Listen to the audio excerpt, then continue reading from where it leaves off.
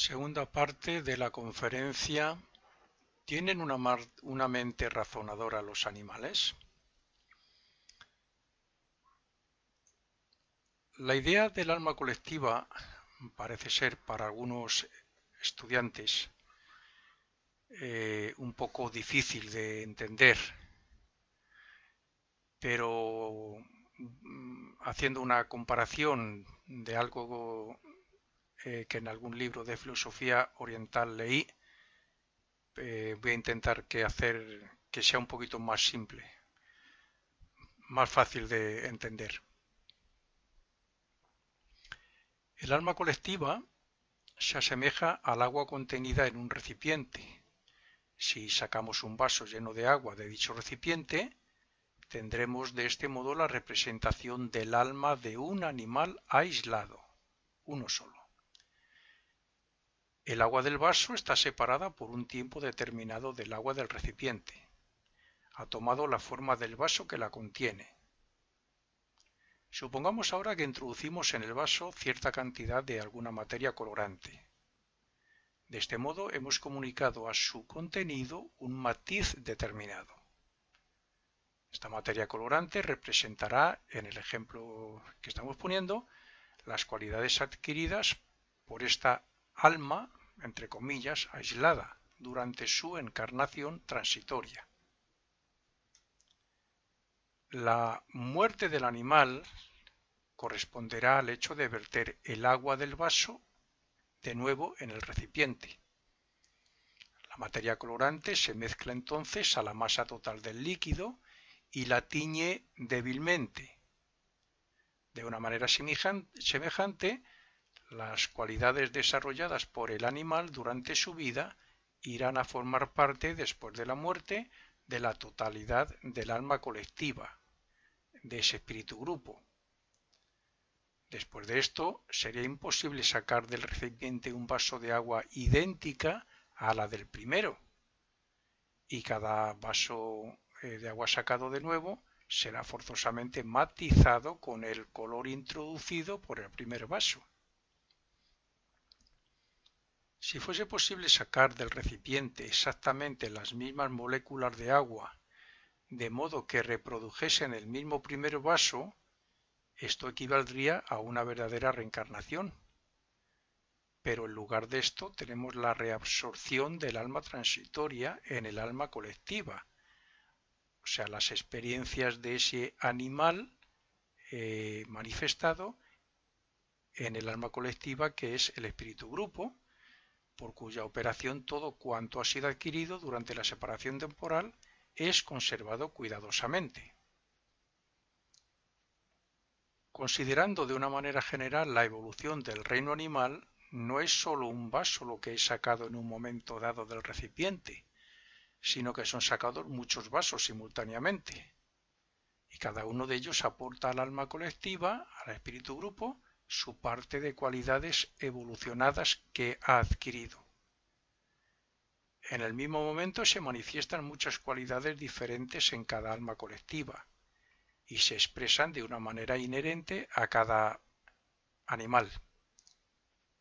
De este modo es como se adquiere el instinto. Pues algunas especies lo poseen al nacer, como todos sabemos. En el instante en que el pato sale del huevo, busca instintivamente el agua y se sumerge en ella sin miedo alguno, pero con gran desespero de la gallina si es que ella lo ha incubado. No lo vería tan natural. En efecto, este fragmento de alma grupo que se ejercita en un individuo de la especie pato sabe perfectamente, a causa de las anteriores experiencias o renacimientos como pato, que el agua es su natural elemento, y los más pequeños de sus representantes no temen seguir en modo alguno su instinto.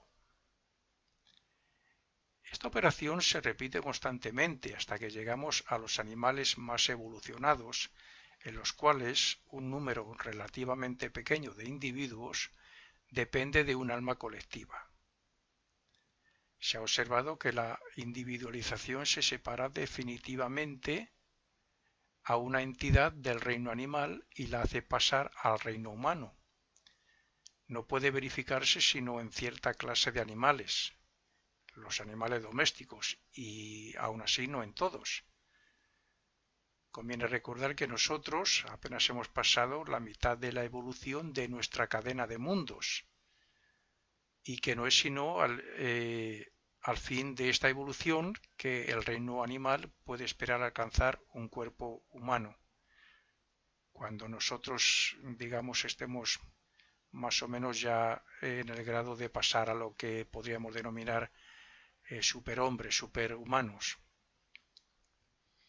Se deduce naturalmente que aquellos de entre los animales que alcanzan o están próximos a alcanzar la individualización para hacerse humanos se hallan considerablemente adelantados a la masa total, y el número de los mismos no puede ser sino muy reducido, un número muy bajo. Sin embargo, estos casos se presentan algunas veces y son para nosotros bastante interesantes, puesto que nos enseña la manera como nosotros mismos vinimos a la existencia en un pasado bastante remoto.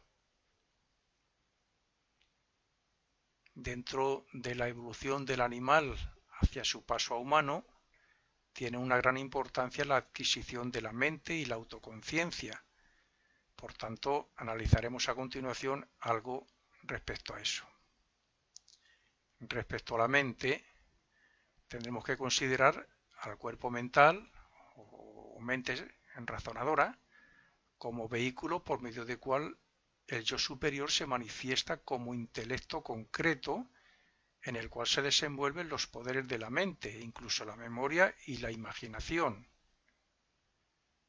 La mente es el vehículo por medio del cual el yo superior se manifiesta y expresa como intelecto. La mente es el reflejo del aspecto cognoscitivo del yo superior como conocedor. Es el yo superior, el ego, actuando en el cuerpo mental.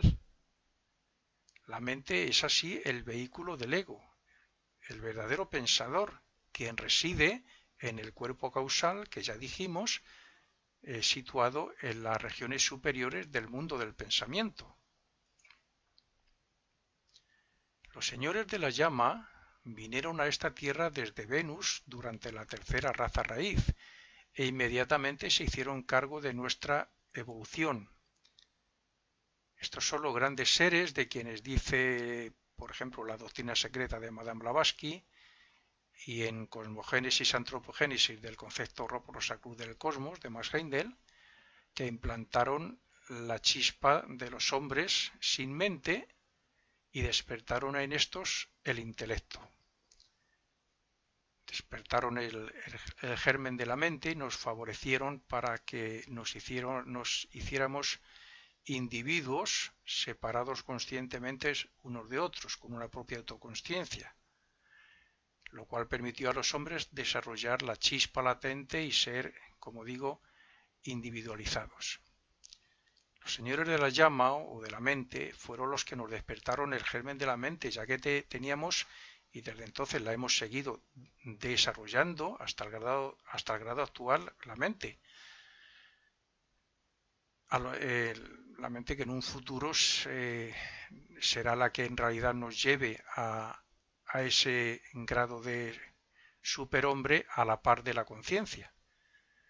A los animales no se les ha dado todavía ese germen, pero eso no evita que vayan desarrollando un instinto propio, por donde también se manifiesta la sabiduría del espíritu grupo, con los cuales inconscientemente, ignorantemente, pues estamos colaborando nosotros para la evolución de los animales, principalmente domésticos. El ego o yo superior, el pensador, la entidad espiritual que mora en el plano mental superior o causal, no puede ponerse en contacto directo con los mundos inferiores y por eso proyecta de sí mismo la mente. Este rayo es el que actúa sobre y en el cerebro, manifestando por medio de éste los poderes mentales que el último es capaz de traducir, de acuerdo con su configuración y otras cualidades físicas. El rayo pone en vibración las moléculas y las células nerviosas cerebrales y de esta manera hace surgir la conciencia de vigilia en el plano físico. Está claro que el hombre es consciente del mundo y de sí mismo gracias a que se conectó hace millones de años con la mente inferior o concreta, cuyo germen nos facilitaron los señores de la mente. Hasta entonces, y aunque teníamos un instinto muy desarrollado, como algunos animales de hoy que parecen inteligentes, no teníamos mente y éramos dirigidos internamente por otros seres superiores como lo son hoy los animales. La acción de la mente concreta, de la mente razonadora en el hombre, se manifiesta como capacidad mental, fuerza intelectual, agudeza, imaginación, intuición, etc., las cuales comprenden el poder de comparar, la comparación, el razonamiento, el juicio, la imaginación y otras facultades mentales. El razonamiento superior o proceso de contrapesar y equilibrar que ordena los hechos reunidos por observación, los compara unos con otros, argumenta y extrae conclusiones a base de ellos. Es el ejercicio de esa mente inferior valiéndose del aparato cerebral como instrumento de razonamiento. El razonamiento viene al cerebro paso a paso. Proviene de que la conciencia se vierte a través de los subplanos atómicos únicamente, es decir, desde el atómico mental al atómico astral y al atómico físico, donde se encuentra el cerebro físico en el hombre. Es evidente que un animal, ni siquiera el doméstico, es capaz de hacer todas esas funciones mentales porque no tienen mente. Otra cosa es que haya casos excepcionales en que el animal esté más o menos preparado para la adquisición de la mente o individualización gracias a su espíritu grupal y a lo que aprende y asimila de la convivencia íntima con los humanos. Por tal motivo, es conveniente que tuviéramos todos en cuenta, sobre todo los aspirantes espirituales, que ayudemos a los animales que nos rodean con los mejores sentimientos y pensamientos, pues al fin y al cabo son nuestros hermanos menores. Así, el cuerpo mental estimula al cuerpo de deseos o emocional, despertando en éste deseos que en el animal duermen hasta que el estímulo físico los despierta. De ahí que veamos al hombre no evolucionado persiguiendo persistentemente la gratificación de los sentidos, lo cual no vemos en los animales inferiores, lujuria, crueldad o cálculo, que son extraños para estos últimos. Así, los poderes de la mente, sujetos al servicio de los sentidos, hacen al hombre mucho más peligroso y salvaje que cualquier animal. Aquí vemos que el animal no tiene astucia ni maldad, ni se deja llevar por la lujuria, ni se hace un obseso del sexo, ni nada. El hombre sí lo hace porque tiene una mente que la utiliza intencionadamente para satisfacer sus deseos y sus placeres. Por eso incluso planea y razona sus acciones, sean buenas o sean malas.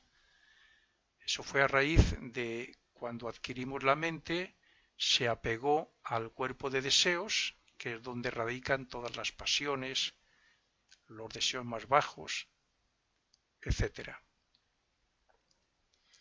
El libre albedrío reside en la voluntad y en la mente concreta, en la razón.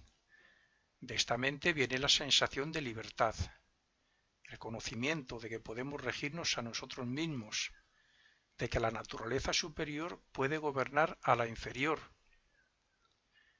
Pero el animal, al no tener mente, tampoco tiene libre albedrío y al no estar conectado a la mónada, tampoco tiene voluntad para razonar, que es un ser libre. El animal no tiene voluntad, sino que tiene deseos. En algún momento en su futuro, hacia convertirse en un ser humano, se convertirá en voluntad. Si el hombre dirige pensamientos de afecto a un animal o hace el esfuerzo de enseñarle algo, se produce una acción intencional y directa que va del cuerpo de deseos o mental del hombre al vehículo correspondiente del animal. Sin embargo, esto rara vez ocurre.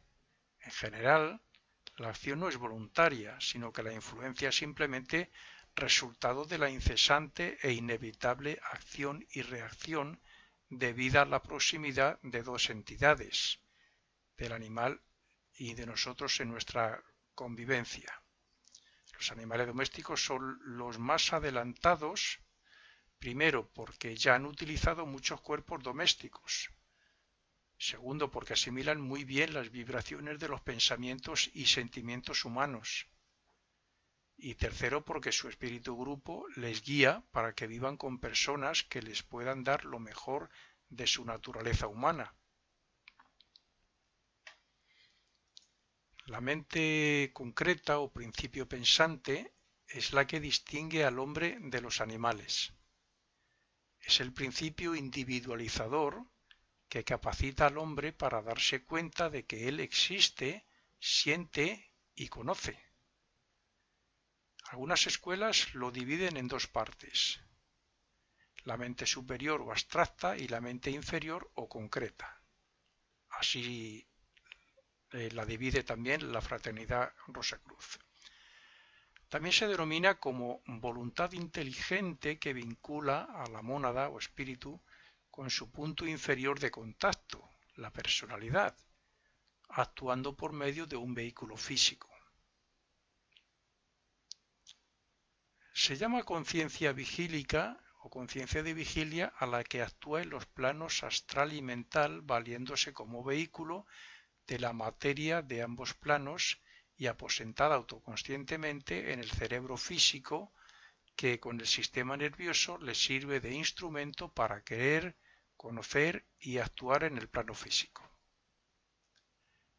En el hombre ordinario, el cerebro es el único sitio en donde la conciencia se ha definido en autoconciencia, el único sitio en donde se siente a sí misma como yo y afirma su separada e individual unidad.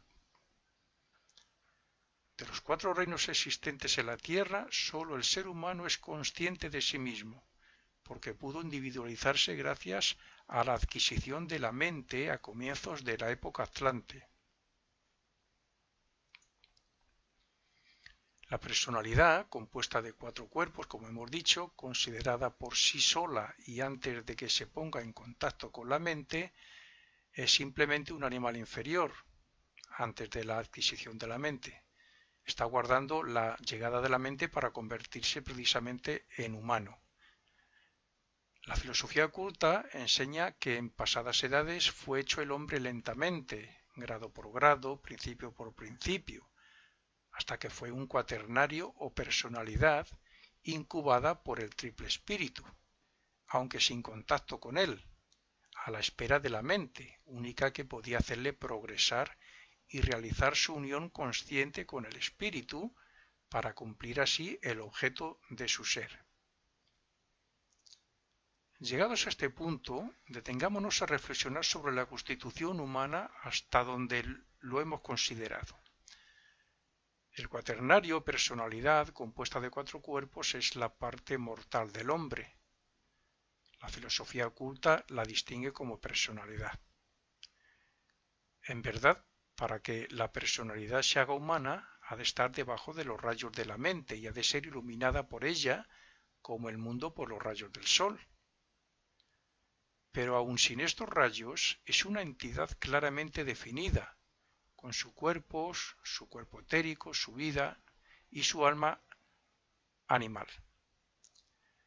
Antes de adquirir la mente, a partir de la cual se va formando la personalidad, el futuro hombre tiene pasiones, pero no razón. Tiene emociones, pero no inteligencia. Tiene deseos, pero no voluntad racional. Espera la llegada del monarca, de la mente, cuyo contacto la transformará en humano. El cuerpo astral de los animales es una clase extremadamente numerosa que, sin embargo, no ocupa muy importante posición en el plano astral, porque sus miembros permanecen allí muy corto tiempo. La inmensa mayoría de los animales no han logrado aún permanente individualización, y cuando uno de ellos muere, la esencia o vida que parte de la mónada, del verdadero espíritu, por su medio manifestada revierte al particular depósito de donde provino, llevando consigo las experiencias adquiridas durante la vida física. Pero esta reversión no se efectúa inmediatamente, sino que el cuerpo astral de los animales se reordena lo mismo que en el caso del hombre, y el animal tiene en el plano astral positiva existencia, cuya duración, aunque no muy larga, varía según el grado de inteligencia que haya desenvuelto, o más bien diríamos conciencia. En la mayor parte de los casos está el animal en conciencia soñolienta, pero parece completamente feliz, aunque, repito, durante muy poco tiempo. Veamos ahora lo que dice Max Heidegger en el concepto Rosacruz del cosmos. El espíritu animal ha alcanzado en su descenso únicamente el mundo del deseo. No se ha desarrollado todavía hasta el punto en que pueda entrar total y perfectamente en un cuerpo denso. Por lo tanto, el animal no tiene espíritu interno, sino un espíritu grupo que lo dirige desde afuera.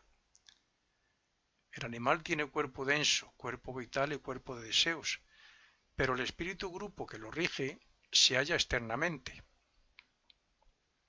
El cuerpo vital y el cuerpo de deseos del animal no están completamente dentro del cuerpo denso, especialmente lo que concierne a su cabeza. Por ejemplo, la cabeza etérica de un caballo sobresale a distancia de la cabeza densa. Cuando, como ocurre en contados casos, la cabeza etérica de un caballo penetra en la cabeza de su cuerpo físico, el caballo puede aprender a leer, a contar y a ejecutar operaciones elementales de aritmética. A esto es también debido el que los caballos, perros, gatos y otros animales domésticos perciban el mundo del deseo, aunque no siempre distingan la diferencia entre este y el mundo físico. Un caballo se espantará ante una figura invisible para el jinete. El gato se frotará contra unas piernas invisibles para el ser humano. El gato puede ver un fantasma sin comprender, por consiguiente, que sus piernas no son utilizables para menesteres de fricción. El perro, más sabio que el caballo o que el gato, siente a menudo que hay algo que no comprende al ver aparecer a su difunto dueño y no poder lamer sus manos. Huirá asustado y confuso a acostarse en un rincón con la cola entre las patas. La siguiente ilustración podrá quizás mostrar la diferencia entre el hombre con su espíritu individual interno y el animal con su espíritu grupo externo. Imaginemos una habitación dividida por medio de una cortina y que una parte representa el mundo del deseo y la otra el mundo físico. Hay un hombre en cada división. No puede verse mutuamente ni pueden estar en la misma división. Sin embargo, en la cortina hay 10 agujeros y el hombre que se encuentra en la división que representa el mundo del deseo puede meter sus 10 dedos por esos agujeros hasta la otra habitación que representa el mundo físico. Esto puede dar una excelente representación del espíritu grupo que está en el mundo de deseo. Los dedos representan los animales pertenecientes a una especie. Puede moverlos a su gusto, pero no puede emplearlos tan libre e inteligentemente como el hombre que se encuentra en la división física puede mover su cuerpo. Este último ve los dedos que atraviesan la cortina y observa que todos se mueven, pero no puede ver la relación que hay entre ellos. Ante él se aparecen como si estuvieran separados y distintos unos de otros. No puede ver que son los dedos del hombre que está detrás de la cortina y que gobierna sus movimientos con su inteligencia. Si hiere a uno de estos dedos, no es solamente el dedo herido, sino que también el hombre que está detrás de la cortina se hiere. Si se hiere a un animal, éste sufre, pero no en el grado que sufre el espíritu grupo. El dedo no tiene conciencia individualizada, se mueve según quiere el hombre, y así también los animales se mueven a voluntad del espíritu grupo. Se oye hablar del instinto animal y del instinto ciego. No existe absolutamente esa cosa indefinida y vaga como un ser, como un instinto ciego. No hay nada ciego en la manera como el espíritu grupo guía a sus miembros. Hay sabiduría, escrita con mayúsculas. El clarividente ejercitado, cuando funciona en el mundo de deseos, puede comunicarse con los espíritus grupo de las especies animales y encuentra que son mucho más inteligentes que un gran porcentaje de seres humanos. Puede observar la maravillosa inteligencia que despliegan al adquirir los animales que no son más que cuerpos, al dirigir a los animales que no son más que cuerpos físicos. Es el espíritu grupo el que arrastra sus bandadas de aves en el otoño y las impulsa a emigrar hacia el sur, ni demasiado pronto ni demasiado tarde, para escapar a las brisas heladas del invierno, quien dirige su vuelta en la primavera, haciéndolas volar a la altura necesaria, altura que difiere según las especies. Es el espíritu grupo del castor el que le enseña a construir sus represas a lo largo de la corriente con el ángulo exactamente necesario.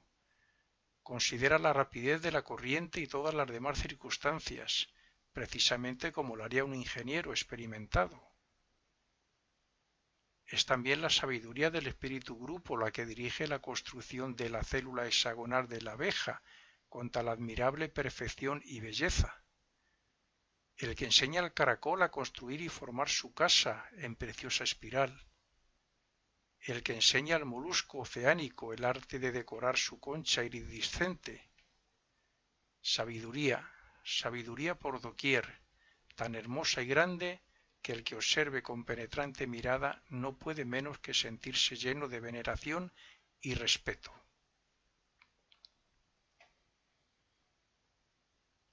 Los señores de la forma vivificaron el espíritu humano en todos los rezagados del período lunar que habían hecho el progreso necesario en las 3 evoluciones y media que habían transcurrido desde el comienzo del período terrestre.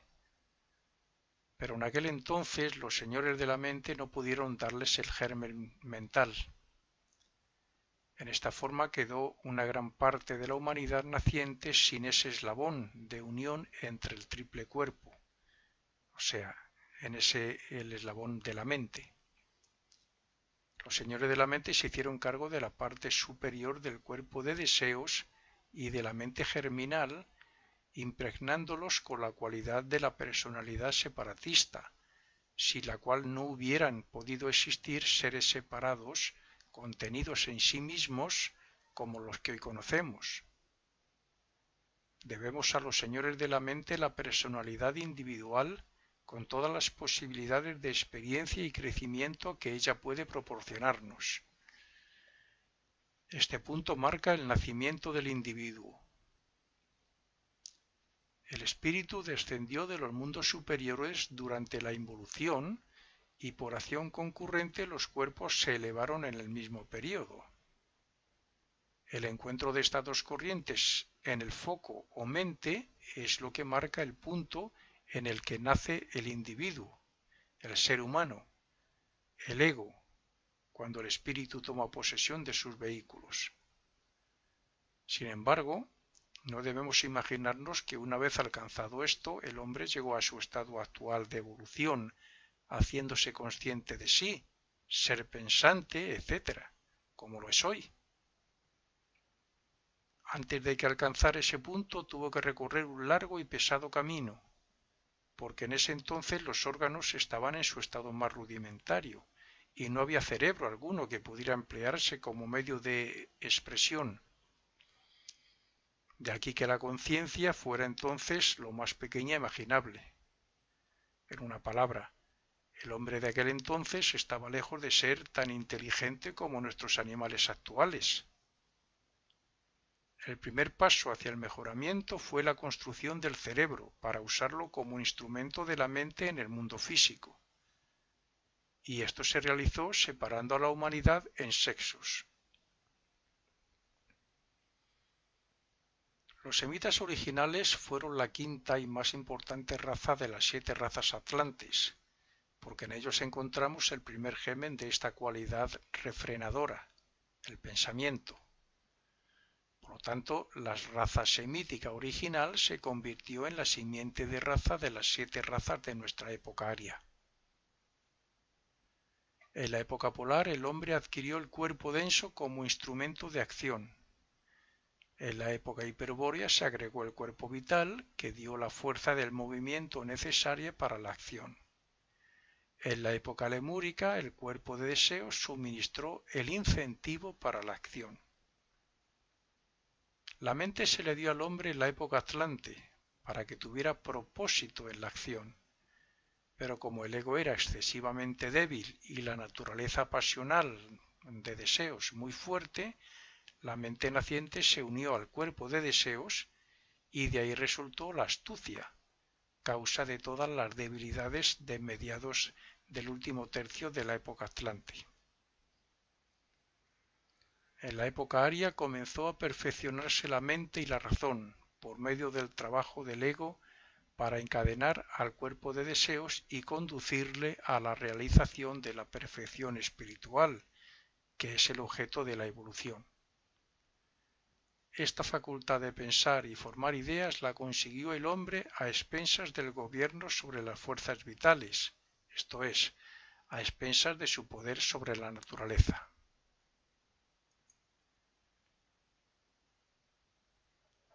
Siguiendo con la filosofía Rosacruz de Max Heindel, a la pregunta ¿qué es un espíritu grupo? ¿Dónde está y a qué se parece? La respuesta es: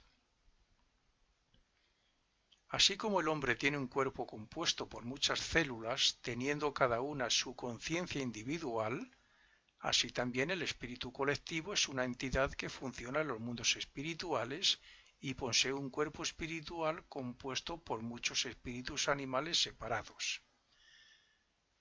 Es decir, lo que hemos mencionado anteriormente, un espíritu grupo que contiene pequeñas vidas o almas, entre comillas, que toman cuerpos físicos. El espíritu grupo no puede funcionar en el mundo físico, pero evoluciona enviando los diversos espíritus animales a formas corporales que aquel crea, con las que compone una especie o tribu de animales. Y el espíritu grupo guía todos esos cuerpos animales mediante las sugestiones que llamamos instinto. Cuando el cuerpo de un animal muere, el espíritu animal ha derivado inconscientemente cierta experiencia por haber funcionado en ese vehículo, y después de un tiempo es reabsorbido por el cuerpo espiritual del espíritu, donde permanece cierto tiempo mientras el espíritu grupo asimila las experiencias obtenidas por ese espíritu animal separado. Y de esta manera va creciendo y evolucionando el citado espíritu colectivo, así como los espíritus animales que son sus protegidos. Estos animales se harán humanos en una futura encarnación de la Tierra, y entonces el espíritu colectivo cuidará de ellos como un espíritu racial o de raza, hasta que se hagan completamente capaces de cuidarse individualmente. Los espíritus grupo de los animales están en el mundo del deseo y giran alrededor de la superficie de la Tierra. Los espíritus colectivos de las plantas están en la parte de la región del pensamiento concreto que ocupa el centro del planeta, y los espíritus colectivos de los animales no han entrado aún realmente dentro de la atmósfera de nuestra Tierra. Se encuentran en la región del pensamiento abstracto. Los espíritus grupos de los animales se ven en el mundo del deseo en forma humana y cabeza animal. Los cuadros de los templos egipcios representan en una forma algo cruda el aspecto de dichos espíritus colectivos. El investigador bien educado no encuentra dificultades en conversar con ellos y frecuentemente se le presentan ocasiones de maravillarse de su erudición.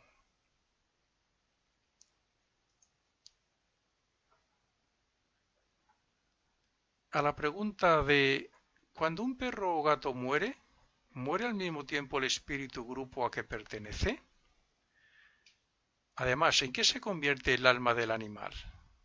¿El amor humano y los cuidados que se le han prestado lo ayudan en su jornada post-mortem?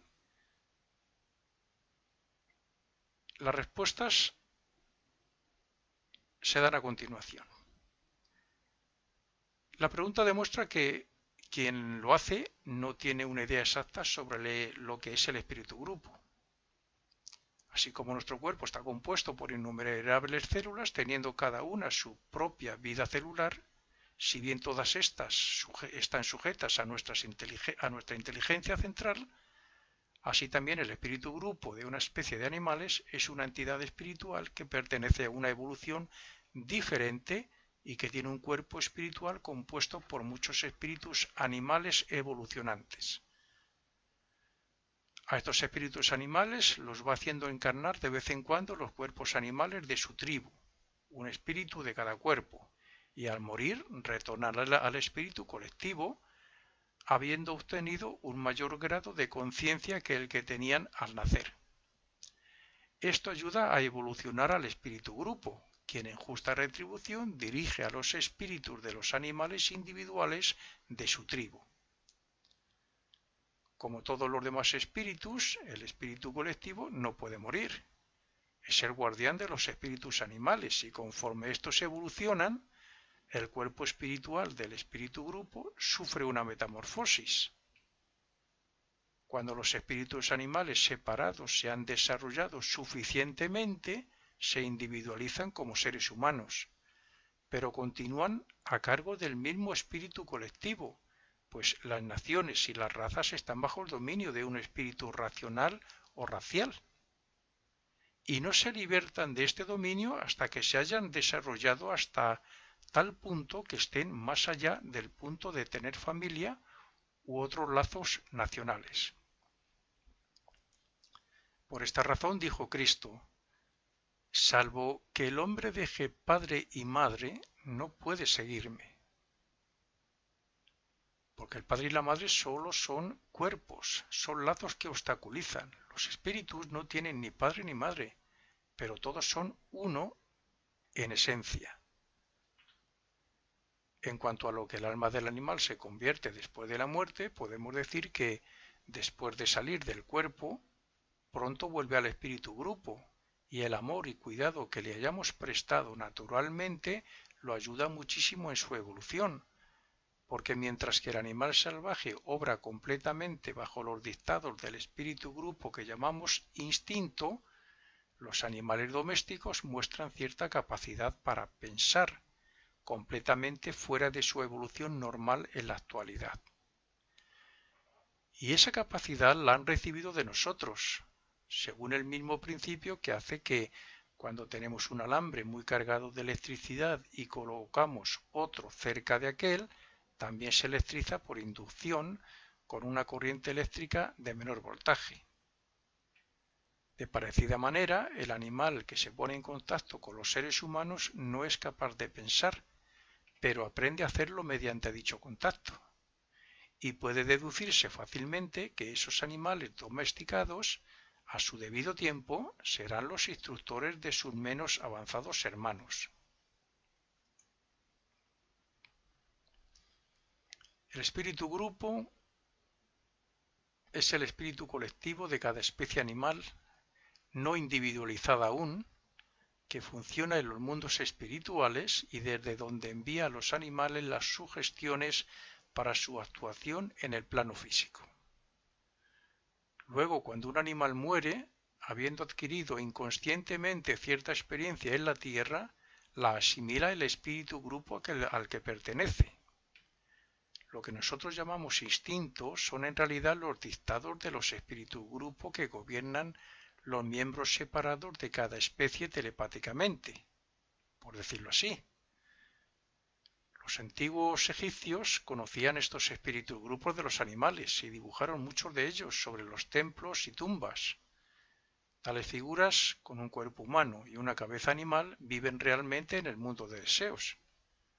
Y el clarividente ejercitado, cuando funciona en dicho mundo, puede comunicarse con ellos y encuentra que son mucho más inteligentes que un porcentaje de seres humanos, al observar la maravillosa inteligencia que despliegan al dirigir a los animales que no son más que sus cuerpos físicos. Y con esta explicación de la fraternidad Rosacruz-Heindel, creo que queda suficientemente claro que los animales en general no tienen mente, no razonan, no piensan por sí mismos ni tienen autoconsciencia, pero que los más domesticados que conviven con el ser humano están adquiriendo esa facultad, ese principio mental que les está acercando cada vez más a la adquisición de la individualización futura como seres humanos.